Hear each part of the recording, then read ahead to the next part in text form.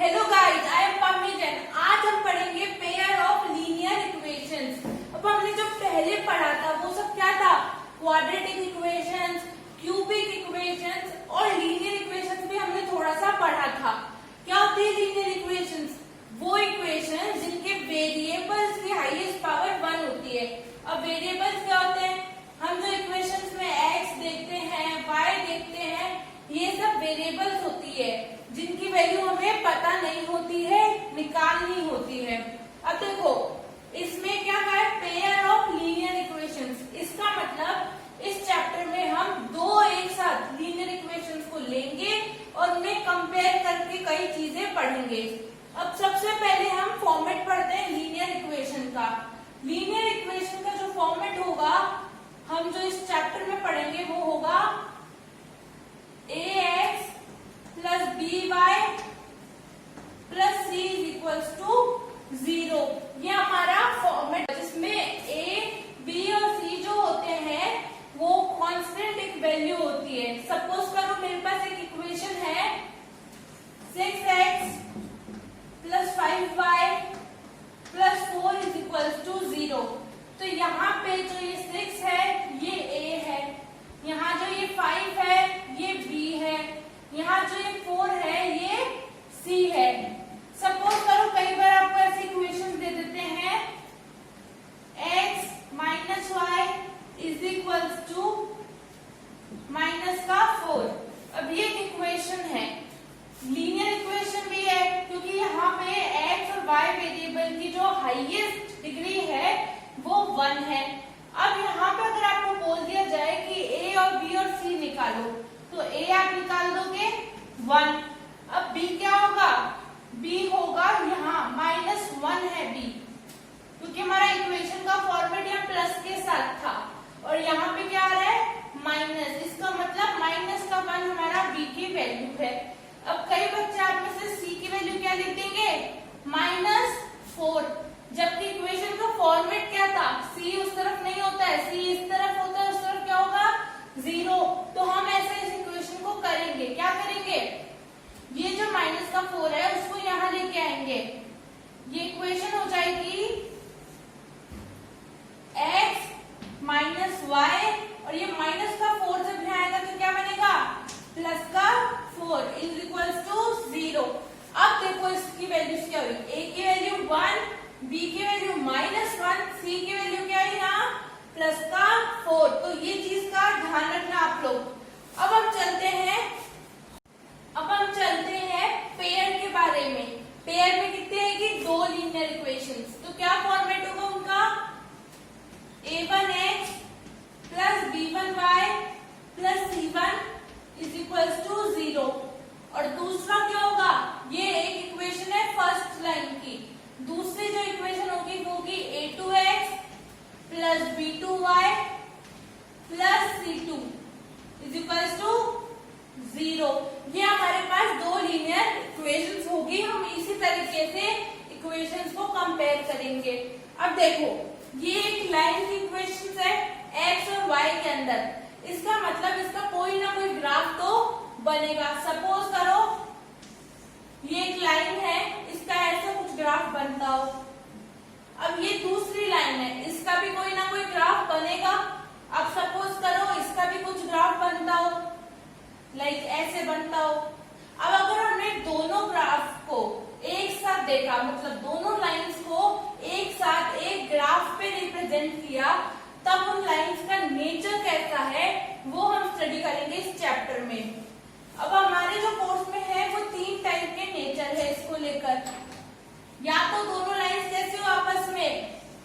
Parallel हो। Parallel का मतलब क्या है?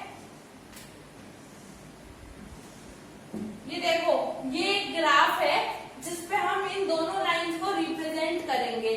अब ये दोनों लाइंस रिप्रेजेंट करते हैं। सपोज करो ये इस तरह से रिप्रेजेंट हो रही है दोनों लाइंस, तो ये दोनों लाइंस आपस में कैसे हैं? पैरेलल है। अब हमारे पास जो दूसरा नेचर है ग्राफ का वो है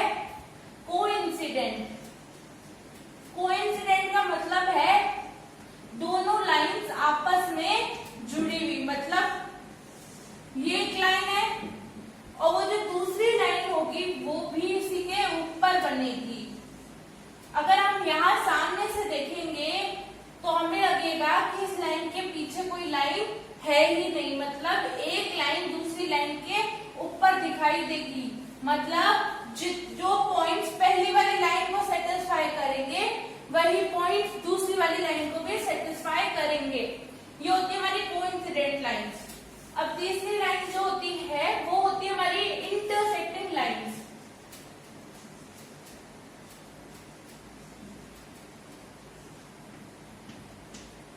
अब इंटरसेक्टिंग लाइंस क्या होती है?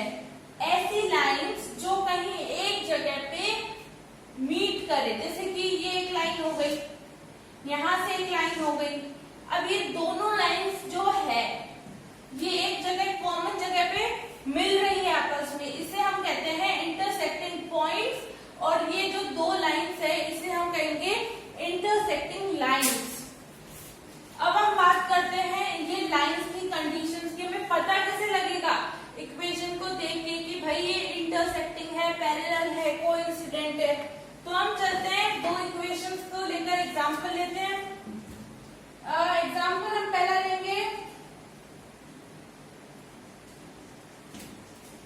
2x plus 3y minus 7 is equals to 0। और दूसरा एग्जांपल हम लेंगे 9x minus 2y plus 8 is equals to 0। अब देखो ये दो इक्वेशन है, पेयर ऑफ लीनियर इक्वेशन है, क्योंकि हमारे पास यहाँ दो इक्वेशन मतलब पेयर हो गया और इनकी हाईएस्ट डिग्री 1 है, इसका मतलब ये लीनियर इक्वेशंस हो गई। अब हम कंडीशंस की बात करते हैं हर एक लाइन के लिए। देखो सबसे पहले हमें इसमें करना क्या होता है, A1 B1 और C1 लिख लो कि A1 क्या है, B1 क्या है, C1 क्या है। A1 है 2, B1 है 3 और C1 है -7। अब हम पढ़ेंगे A2 B2 C2 क्या है। A2 है 9, B2 है -2 और C2 है +8। अब हमारे पास A1 B1 C1 A2 B2 C2 की वैल्यूज आ गई है। अब हम चलते हैं कंडीशंस की तरफ। सबसे पहली कंडीशंस हम देखेंगे इंटरसेक्टिंग लाइंस के लिए। देखो इंटरसेक्टिंग लाइंस जो होती है, जो कि मैंने आपको बताया था कि ऐसी कोई लाइन जहां एक जगह वो एक पॉइंट पे मीट करे उन्हें इंटरसेक्टिंग लाइंस कहते हैं। अब हमें पता कैसे लगाएंगे ये दोनों लाइंस है कैसी, तो हम देखो इनका क्या कंपैरिजन करेंगे, A1 by A2 और B1 by B2, ये जो रेशियो है हम ये देखेंगे। अगर दोनों के बराबर नहीं है रेशियो तो इसका मतलब ये कैसी लाइंस होगी, इंटरसेक्टिंग लाइंस होगी। अब हम इसका एक बार देख लेते हैं कि बराबर है कि नहीं है। तो ये देखो A1 by A2 मतलब 2 by 9। अब ये दूसरा क्या है, B1 by B2 3 by -2। अब देखो ये बराबर होगी क्या, ये रेशियो बराबर होगा। यहाँ पॉजिटिव है, यहाँ नेगेटिव का साइन है, मतलब इसका जो पूरा आंसर है वो नेगेटिव आएगा। तो रेशियो आपस में बराबर नहीं है। और अगर बराबर नहीं है तो ये लाइंस कैसी कहलाएगी, इंटरसेक्टिंग लाइंस कहलाएगी। ठीक है, अब हम चलते हैं दूसरी कंडीशंस की तरफ। इंटरसेक्टिंग लाइंस तो हमने देख ली। तो अब हमारी नेक्स्ट कंडीशन है कोइंसिडेंट लाइंस। कोइंसिडेंट लाइंस के बारे में क्या पढ़ा था, एक लाइन दूसरी लाइन के ऊपर आ जाती है।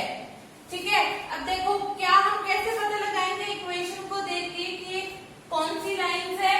तो देखो ये हमारे पास दो इक्वेशन दे रखी है, सेम स्टेप्स करने में। सबसे पहला स्टेप क्या करना है, A1 की वैल्यू, A2 की वैल्यू, B1 की वैल्यू, B2 की वैल्यू, C1 की वैल्यू और C2 की वैल्यू निकालनी है। A1 की वैल्यू क्या है, यहाँ से 2, B1 कितना है 3 और C1 कितना है -9। अब देखो A2 कितना है 4, B2 कितना है 6 और C2 कितना है 18। अब हमारे पास A1, B1, C1, A2, B2, C2 आ चुके हैं। तो अब हम क्या करेंगे, कंडीशंस की तरफ चलेंगे। अब कंडीशन क्या है कोइंसिडेंट लाइंस के लिए, वो देखते हैं। कंडीशन है A1 by A2, B1 by B2 और C1 बाय C2। ये जो है तीनों A1, B1, C1, इनका जो रेशियो है वो सेम आना चाहिए। अब हम देखते हैं क्या इनका सेम आ रहा है। तो A1 बाय A2 कितना हुआ, 2 by 4, 3 by 6, B1 by B2 3 by 6, C1 by C2 कितना आ रहा है, -9 बाय -18। अब रेशियो निकालते हैं। 2 बाय 4 कितना होगा, 1 बाय 2, 3 बाय 6 कितना होगा, 1 बाय 2, और माइनस से माइनस आपस में कैंसिल, 9 बाय 18 कितना होगा, 1 बाय 2। अब देखो तीनों 1 बाय 2 आ गए, मतलब सेम है तीनों आपस के अंदर। अगर सेम है, ये कंडीशन सेटिस्फाई हो गई, तो ये लाइंस कैसी होगी, कोइंसिडेंट लाइंस होगी। अब हम चलते हैं हमारे थर्ड इक्वेशन, जो कि है पैरेलल लाइंस, कि हम कैसे पता लगाएं लाइन पैरेलल है कि नहीं है। एक इक्वेशन है हमारे पास,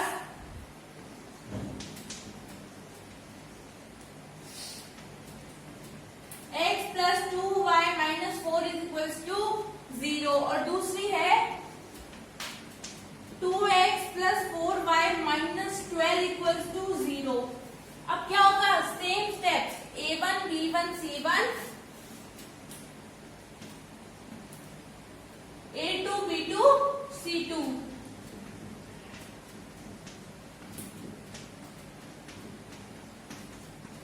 A1, B1, C1 क्या होगा, 1, 2 और -4। A2, B2, C2 क्या होगा, 2, 4 और -12। ये हो गई हमारे पास वैल्यूज। अब हमें क्या करना है, पैरेलल लाइंस की कंडीशन चेक करनी है। लाइंस की कंडीशन क्या है, A1 by A2 equals to B1 by B2 is not equals to C1 by C2।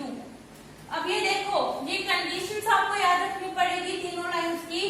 अब यहाँ पे A1 देखो 1 और A2 कितना है 2, 1 बाय 2, B1 कितना है 2 और B2 कितना है 4, 2 बाय 4 कितना होगा, 1 बाय 2।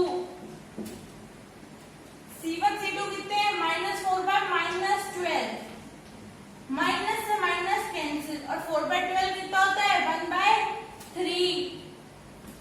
अब 1 by 2 is equal to 1 by 2 तो है, लेकिन 1 by 2 is equal to 1 by 3 होता है, नहीं होता है। तो ये देखो A1 by A2 is equal to B1 by B2 is not equal to C1 by C2। ये कंडीशन सेटिस्फाई हो गई, इसका मतलब ये इक्वेशंस कैसी है, पैरेलल इक्वेशंस या पैरेलल लाइंस की इक्वेशन शो कर रही है, ठीक है। हमने इस वीडियो के अंदर सीखे हैं कॉन्सेप्ट्स तीनों लाइंस को पहचानने के, कि इंटरसेक्टिंग कब होती है, कोइंसिडेंट कब होती है और पैरेलल कब होती है। अब हम नेक्स्ट वीडियो में इससे रिलेटेड क्वेश्चन सॉल्व करेंगे। सो बाय गाइस, मैं पम्मीजन आप लोगों के लिए मैथ्स को इजी बना के रहूंगी। मिलते हैं नेक्स्ट वीडियो में, बाय गाइस।